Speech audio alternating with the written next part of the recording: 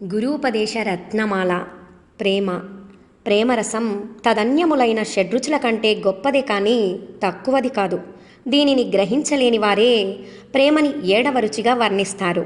షడ్రుచులనబడే వాటికి రుచి అనే గుణాన్ని ఇచ్చేది ఆది రుచి అయిన ప్రేమ ఒక్కటే. మాటలకి అందని ప్రేమరసాన్ని అనుభవించని అభాగ్యులే రుచులు 7 షడ్రుచులతో ప్రేమను కూడా ఒక రుచిగా కలిపి అని అంటారు. పరమోత్కృష్టమైన ప్రేమ రుచిని మేము బాగా తెలుసుకున్నాము కనుక ప్రేమ ఒక్కటే పరమానందదాయకమైన రుచి అని ఖచ్చితంగా చెబుతున్నాము.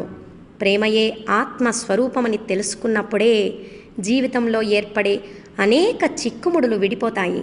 ఉత్కృష్టమైన ప్రేమ లభిస్తేనే మోక్షం కూడా లభించినట్లవుతుంది.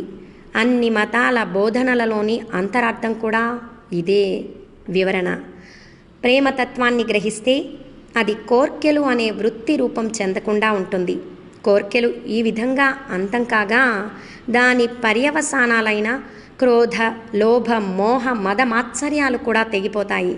జీవిత సమస్యలకి ఈ 6 కూకటి వేళ్ళు కాబట్టి అన్ని చిక్కులు తీరతాయి.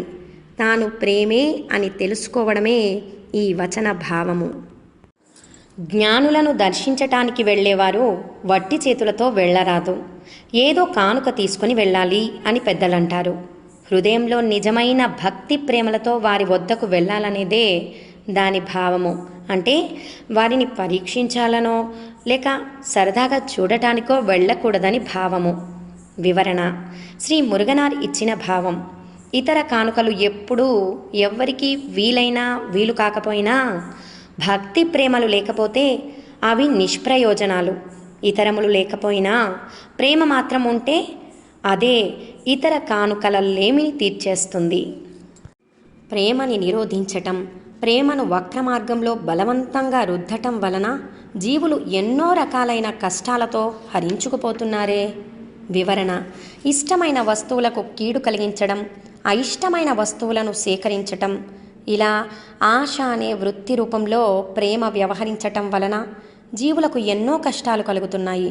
కనుక ఇష్టానిష్టాలనే వృత్తులు లేవకుండుటయే ప్రేమను అణచుకుండటం, విపరీత ధోరణిలో రుద్దకుండటం అవుతుందని గ్రహించు. దీనిని ఉద్దేశించే శ్రీ భగవాన్ ఇష్టానిష్టాల రెంటిని త్రోసిపుచ్చాలని నేనెవరు అనే గ్రంథంలో బోధించారు. ప్రేమ స్వరూపమైన ఆత్మానుభవం అంటే ఆనందమయమైన ప్రేమనే చూడటం, వినటం, స్పృశించటం, భుజించటం, ఆఘ్రానించటమే. వివరణ: ఈ గ్రంథంలో 62వ వచన భావాన్ని మరొక్కసారి జ్ఞాపకం చేసుకోవాలి.